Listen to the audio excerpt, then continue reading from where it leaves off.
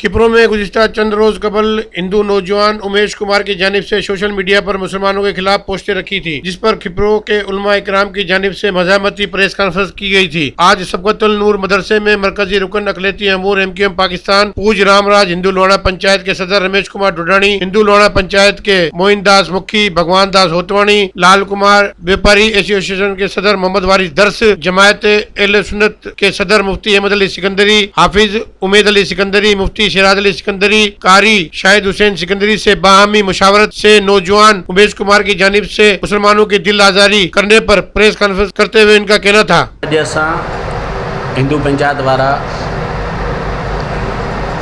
हली आया आहियूं, जेको असांजे छोकिरे ग़लती कई हुई, जेको मुसलमाननि जे बाबति ग़लति पोस्ट लिखी हुई, असां अॼु हली आया आहियूं हिते। ऐं शुक्रियो अदा कयां थो मौलाना अहमद अली सिकंदरी जो ऐं हाफ़िज़ उमेद अली साहब जो, मौलाना शिराज साहब जो, जिन असांखे अॼु वॾी इज़त ॾिनी आहे ऐं असांखे खिपरे जो हम आहंगी जेकी हुई उनखे बरक़रार रखंदे असांखे चयो आहे त बाबा ग़लती जी माफ़ी आहे ऐं उन्हनि महिरबानी तव्हांजी सभिनी इकराम साहबानी मौलाना साहबानी महिरबानी आहे त जीअं असांखे अॼु ख़ुशी थी आहे, असांखे इज़त ॾिनी आहे। हक़ीक़तनि में खिपरो हिकिड़ो बाहमी हम आहंगी जो सेंटर सम्झो वञे थो। असांखे कॾहिं बि कंहिं क़िस्म जी असांजे मज़हबी ॾियारा असां जीअं मल्हायूं था, असांखे पूरी आज़ादी आहे खिपरो में। कंहिं क़िस्म जी साईं वारनि जे तरफ़ां कॾहिं बि असांखे रोकियो कोन्हे।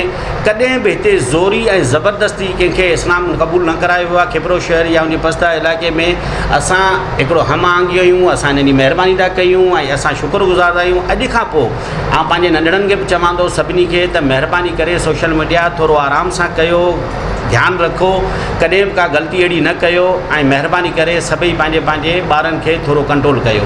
तव्हांजी वॾी महिरबानी। इन सां गॾु स्पेशल थोरा था जिन असांखे हीउ विचां अची कयो आहे, उहो मोहम्मद वारिस दर साहब आहे, वापारी एसोसिएशन जो प्रेसिडेंट, जिन असांखे इहा महिरबानी करे हीअ असांजी हम आहंगी जे विचां रस्तो ठाहियो आहे। ऐं साईं जिन जो हिकु दफ़ो वरी तव्हांजो सभिनी मुस्लमान भाइरनि जो थोराइतो आहियां ऐं दिलि जी गहराइनि सां असीं सॉरी था कयूं कंहिं बि भाउ खे, मुस्लमान भाउ खे जंहिं पोस्ट में थी आहे ग़लती, त असां उन्हनि जो बिल्कुलु सॉरी था कयूं ऐं असां उमीद था कयूं त असांजो प्यार जो शहर आहे, मोहबत जो शहर आहे, भाईचारे जो शहर आहे, इहो अमन बरक़रार रहंदो।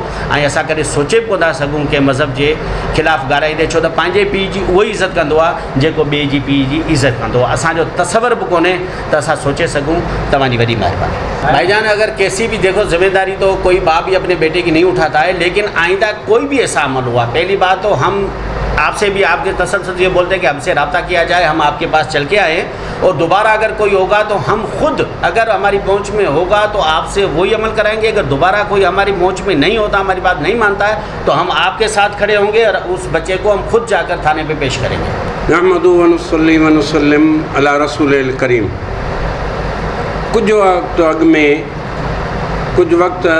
अग में हिकिड़े छोकिरे गैर मुस्लिम कुछ मीडिया ते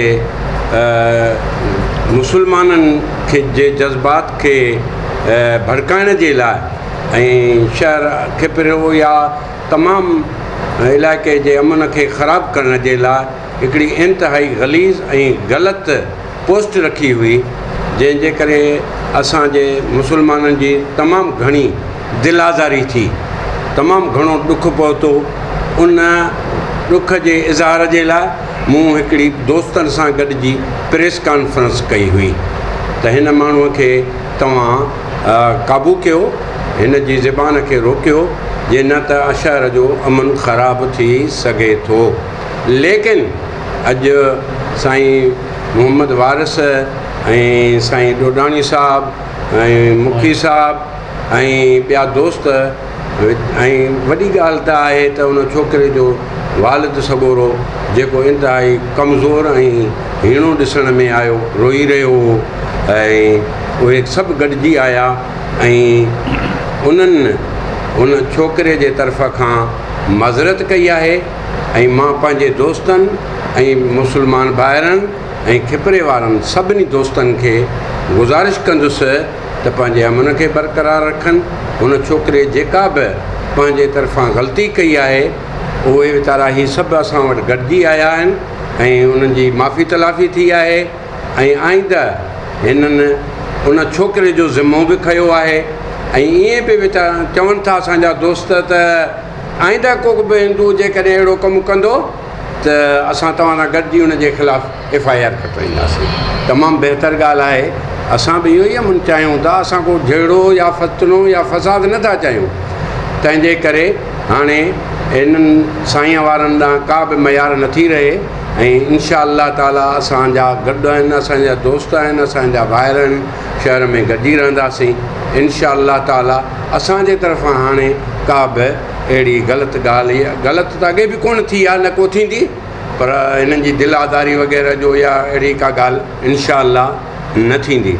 ऐं ॿी बि ॻाल्हि वरी बि मां हिन ॻाल्हि खे दोहराइणु चाहींदुसि त असांजे इलाइक़नि में किथे बि को बि माण्हू ज़ोरीअ मुस्लमान कोन थो थिए जो या वावेला कई थी वञे त बाबा ज़ोरीअ तां मौलवी मुस्लमान कनि, साबित करे को त आउं हुनखे ₹1,00,000 इनाम ॾींदुसि त बा कंहिंजो ज़ोरीअ झले कंदु ऐं कंहिंखे का असां मुस्लमान कयो हुजे। मां इहो कोर्ट में दावा करे मूंखां उहो ₹1,00,000 बि वठी सघनि था जेकॾहिं को साबित करे त तव्हां फ़लाणे माण्हूअ खे फ़लाणी औरत खे तव्हां ज़ोरीअ मुस्लमान कयो आहे।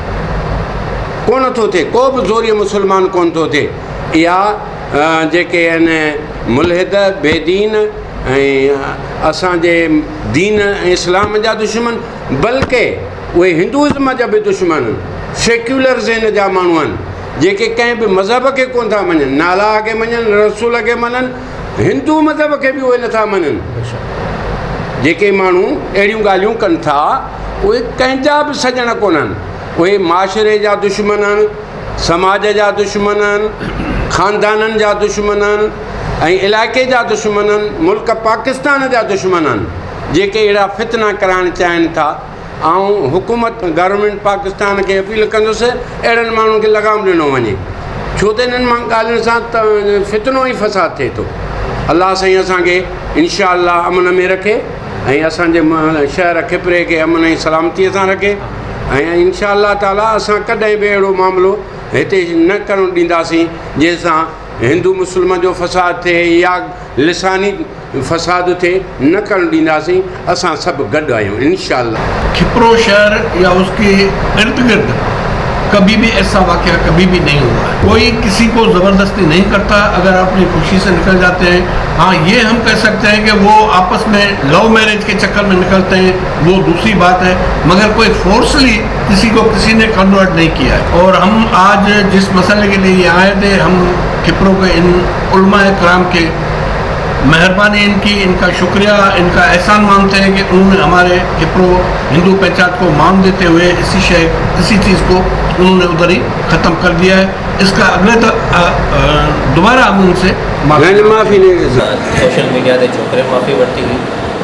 जीअं असांखे ख़बर पई, असां उलमा इकराम सां राब्तो कयोसीं, उलमा इकराम असांखे वॾी इज़त ॾिनी, अॼु जो टाइम ॾिनो, असां सां गॾु हिंदू पंचायत हिते हली आई आहे। उलमा इकराम असांखे इज़त बख़्शी इहो मसइलो जेको हल करे छॾियो आहे। मदरसो सबक़ुल नूर में इहो जेको मसइलो हल थी वियो आहे, उलमा इकराम जी वॾी महिरबानी, जंहिं इज़त बख़्शी। इंशाअल्लाह रब्बुल पाक कंदो, अहिड़ो को वाक़ियो थींदो ई कोन। इंशाअल्लाह अहिड़ो वाक़ियो को थींदो न थियणु ॾींदासीं, ऐं जे थियो त असीं तव्हां सभिनी सां गॾु हूंदासीं, तव्हीं पोइ हूंदा, असीं उन छोकिरे खे वठी थाणे ते पहिरीं वेंदासीं ऐं उनखे सज़ा ॾियाराईंदासीं।